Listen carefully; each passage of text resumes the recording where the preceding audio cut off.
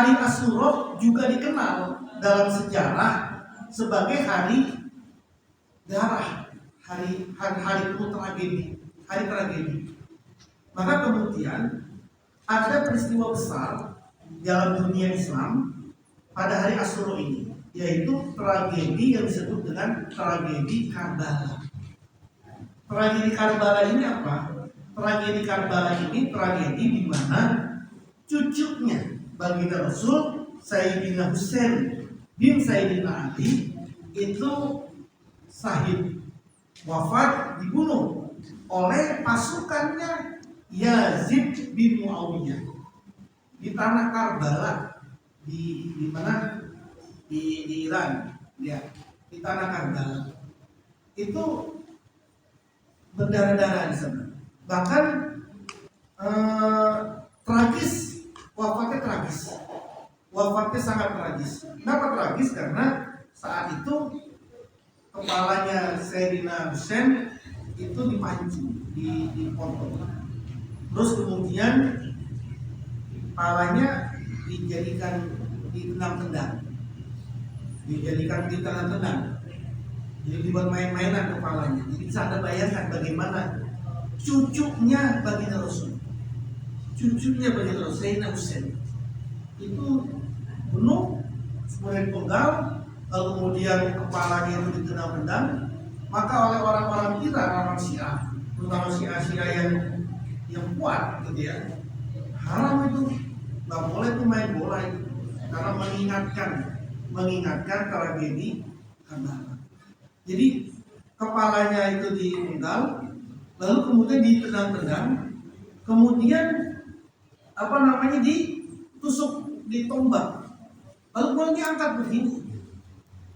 Jadi bisa kan bayang kepalanya itu ditombak, lalu kemudian digini-gini di pesta porain begini, sampai kemudian diarak mau masuk ke Madinah. Tadinya mau dibawa ke Madinah, tapi kemudian di Mesir ditahan. Jadi kalau sampai masuk Madinah perangnya luar biasa ini. Maka kemudian di Mesir ditahan. Nah, ketika di Mesir kepalanya ini ya udah kemana-mana gitu kecil-kecil, kepala mulia beliau ini, lalu ditemukan ini. Jadi saking udah nggak diurus, ditemukan kepala ini oleh seseorang namanya Sulaiman bin Abdul Malik. Sulaiman bin Abdul Malik menemukan kepala ini. Di mana ditemuinya? Di beranda, di tempat yang terpojok itu dari rumahnya, istananya Yazid bin Muawiyah. Jadi dia digeletakin begitu aja. Nggak diapa-apain, nggak diapain pun enggak. Digeletakin aja di sisi rumahnya, istananya Yazid bin Muawiyah kan yang menyuruh untuk memenggal kepala itu. Maka oleh Sulaiman bin Abdul Malik ini, kepala beliau itu kemudian ditutup, dibungkus dengan khamsatu aswab minad dibaj, dibungkus dengan 5 kain dari sutra. Lalu kemudian beliau panggil jamaah, lalu kemudian beliau sholat, beliau menyolati, lalu kemudian beliau menguburkan. Maka kepalanya Sayyidina Husain itu ada di Mesir, di Kairo. Tahun lalu saya sempat ziarah ke situ, ke Sayyidina Husain itu. Bagus makamnya itu, emas, jadi dia emas semua. Pada-padanya semua emas. Jadi kepalanya di situ, badannya ada di mana lagi? Badannya ada di mana? Jadi bisa. Itu tragedi Karbala.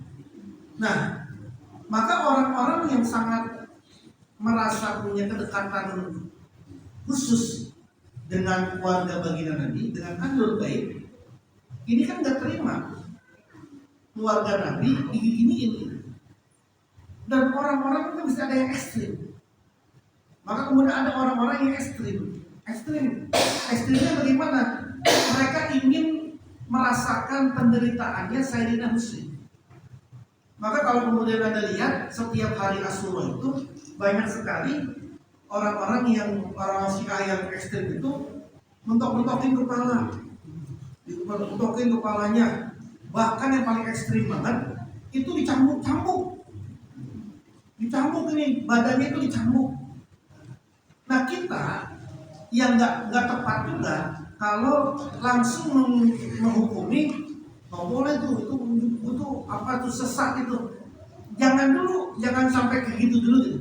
Selami dulu, kok ada sih orang yang berani segitunya mentok-mentokin kepala. Dulu ketika saya di Syria itu juga ada makam di Sayyidina Husain, badannya di Sayyidina Husain itu kalau orang-orang Syiah lagi pada ziarah itu dipentok-pentokin itu kepalanya itu, pentok-pentokin ke makam atau ke tembok, dipentok-pentokin karena itu merasakan penderitaannya Sayyidina Husain. Jadi selamilah apa yang ada di situ. Kan nggak mungkin orang kalau nggak punya cinta, kalau nggak punya apa yang nggak punya hubungan kuat itu mau melakukan ekstremitas itu nggak mungkin jadi. Nah ini kayak orang begini, kayak orang apa namanya, orang yang dia kasihi menderita, maka dia itu kan sedihnya itu ikut kepada penderitaan dia, jadi merasakan. Nah ini kan di Syiah juga ada ya. Makanya jangan kaget kalau kemudian ada orang-orang yang mencabut-cabut dia. Karena ngebayangin Sayyidina Husain meninggalnya seperti itu. Bahkan kalau kita tarik, memang luar biasa betul ini. Ketika baginda Rasulullah ini wafat, itu kan gak lama baru Fatimah wafat. Nah istrinya Sayyidina Aisyah ini itu ada di situ, tinggal Sayyidina Aisyah. Tapi lama-lama Sayyidina Aisyah ini ditinggal sama orang. Apalagi ketika beliau perang dengan mantunya, yaitu Sayyidina Ali. Ini bayangin, Sayyidina Aisyah perang sama Sayyidina Ali mantunya, yang kemudian perang ini disebut dengan perang Jamal. Jadi Sayyidina Aisyah yang tadi istrinya Nabi, kan istri Nabi ini nggak boleh dinikahin lagi. Jadi jandanya Nabi nggak boleh ada yang menikahi. Dan Aisyah saat itu masih muda, karena Aisyah itu setelah tinggalnya Rasulullah masih 49 tahun hidup itu. Tapi 49 tahun itu Aisyah itu mayoritas hidupnya dalam keterasingan, dalam kesepian. Karena saya bayanginnya begini, ada kiai besar, itu kan kalau dia masih hidup rumahnya ramai nggak? Ramai, banyak jamaah pada datang, pada bawain apa. Bunya ini ikut repot nggak di situ? Repot kan. Ketika kiainya meninggal, banyak nggak yang datang lagi ke situ? Kira-kira? Enggak kan? Enggak. Ya ada bunyainya aja. Lama-lamanya bunyai kan kesepian. Karena biasanya datang ramai orang pada situ, karena kiainya udah wafat, ya jarang yang ada perlu sama bunyai, Karena yang perlu selama ini sama kiainya. Maka bunyainya ini yang tadi rumahnya ramai jadi sepi. Bayangan saya kira-kira begitulah apa yang dialami oleh Sayyidatina Aisyah. Jarang yang orang yang datang gitu. Ya paling Sayyidatina Aisyah itu mau belajar, mengambil hadis. Tapi selebihnya orang-orang yang sibuk sama politik. Bayangin aja, setelah Rasulullah wafat, ganti Sayyidina Abu Bakar. Abu Bakar wafat, ganti Sayyidina Umar. Ketika Sayyidina Umar wafat, Sayyidina Utsman diganti Sayyidina Utsman. Sayyidina Utsman meninggal, dibunuh. Yang sering kita tahu semua, dibunuh, dikepung oleh siapa? Orang Islam. Kalau Sayyidina Abu Bakar wafat dalam keadaan normal karena beliau tua. Sayyidina Umar wafat karena ditikam oleh orang Yahudi. Kalau Sayyidina Utsman wafat ditikam, dibunuh oleh orang Islam juga.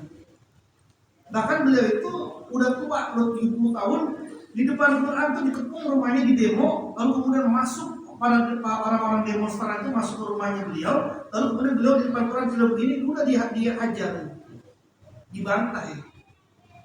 Sayyidina Utsman itu cuma. Setelah itu diganti Sayyidina Ali. Sayyidina Ali wafatnya juga diapain? Dibunuh. Oleh siapa? Orang-orang Islam. namanya Abdurrahman bin Muljam. Ini bukan preman pasar ini. Ini So'imun Nahar, Qa'imul Lail, Hafizul Quran. Yang bunuh Sayyidina Ali ini orang yang selalu puasa di siang hari, malamnya tahajud, hafal Quran. Ini yang dibunuh. Maka kemudian Aisyah ini terpinggirkan. Sampai-sampai Aisyah itu pernah sangat terkenal juga. Sayyidina Aisyah itu bilang, aku ini sudah ditinggalkan oleh orang yang dekat maupun yang jauh. Hatta hurrah, sampai kucing pun gak mau mendekat aku.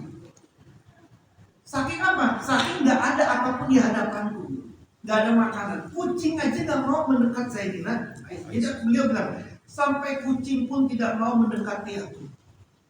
Kenapa? Karena gak ada makanan, gak ada minuman di hadapannya. Segitunya tuh, ujiannya para ahlul bait. Sayyidina Ali wafat, lalu kemudian putranya Sayyidina Hasan itu meninggal diracun. Lalu kemudian Sayyidina Husain dulu yang meninggal, baru Sayyidina Hasan. Sayyidina Husain meninggal dibunuh tadi. Semua mau dibunuh itu. Andaikan anaknya Sayyidina Husain yang satu ini masih kecil dan itu lagi tidak lagi sakit, namanya Ali Zainal Abidin. Ini kalau tidak lagi sakit, itu mungkin ikut kebunuh itu. Kalau udah kebunuh Ali Zainal Abidin ini, habis sudah keturunan Nabi, tidak ada. Karena keturunan Nabi itu tinggal yang dari jalur ini nih. Dari jalur ini. Dari jalur Hasan satu, dari jalur Sayyidina Husain satu. Jalur Husain ini Ali Zainal Abidin. Kalau kemudian ini dihabisin semua, maka nggak ada lagi keturunan baginda Rasulullah SAW. Sayyidina Ali, Sayyidina Husain diganti sama putranya ini, kalau dalam silsilah ini Ali Zainal Abidin, meninggalnya diracun. Diganti sama Imam Ahmad Al-Baqir, matinya Ja'far As-Shadiq matinya ya dibilang diracun, ada yang bilang meninggalnya biasa. Jadi Ahlul Bait ini hampir semuanya meninggalnya di perang ini. Nah, maka orang-orang yang cinta sama Ahlul Bait begitu merasakan penderitaannya.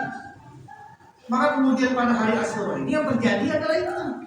Jadi kalau kemudian kita melihat orang-orang Iran pada merusak, pada menyakiti, jangan cuma dilihat ini orang sisa dia nyakitin dirinya sendiri. Jangan cuma lihat itunya. Lihat kenapa sih dia bisa kayak begitu? Ada kejadian apa?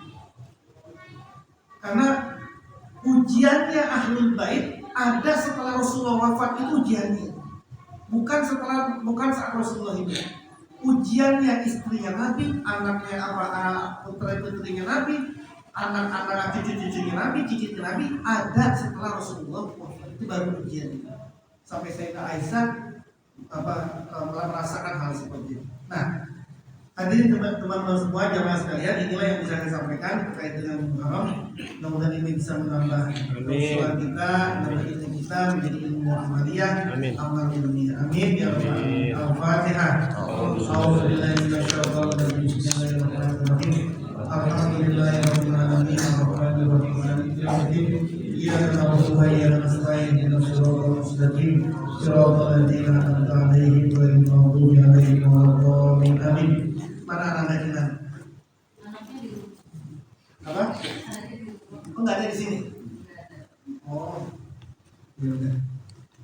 Kita baca Fatihah untuk anak kita Al-Bidri, putra dari sahabat kita Ramal Bainal dan Ibu Marfuah yang baru dihitan. Mudah-mudahan Allah jadikan anak yang soleh. Amin. Jadi segera disembuhkan, dipulihkan dari hitamnya ini dan tetap menjadi anak yang berbakti pada kedua orang tuanya. Amin Allah. Allahumma ya arhamar rahimin, ya arhamar rahimin, ya arhamar rahimin. Al-Fatihah. A'udzu billahi minasyaitonir rajim. Bismillahirrahmanirrahim. Alhamdulillah. alhamdulillahi rabbil alamin arrahmanir rahim maliki yaumiddin iyyaka na'budu wa iyyaka nasta'in ihdinas siratal mustaqim siratal ladzina an'amta 'alaihim ghairil maghdubi 'alaihim waladdallin Amin. Amin. Allahumma nazzih qalbana min al-birri Amin. Amin. Amin. Amin.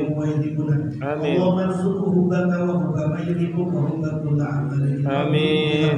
Amin. اللهم اجعله ممن تواضع لك فرفعته واستكان لهيبتك فأحببته آمين. إليك فقربته وسألك فأجبته آمين. اللهم فرح به نبيك المختار وعليه المنار آمين. لمن تحبه يا غفار آمين. اللهم أعنا على تربية ذريتنا التربية الصالحة التي تحبها وترضاها آمين. رب لا تذرني فردا وأنت خير الوارثين آمين. رب لا تذرني فردا وأنت خير الوارثين آمين. رب لا تذرني فردا وأنت خير الوارثين آمين. ربنا هب لنا من أزواجنا وذرياتنا قرة أعين واجعلنا للمتقين إماما آمين. ربنا آتنا في الدنيا حسنة آمين. وفي الآخرة حسنة وقنا عذاب النار آمين. وصلى الله على سيدنا محمد وعلى آله وصحبه وبارك وسلم وآخر دعوانا الحمد لله رب العالمين.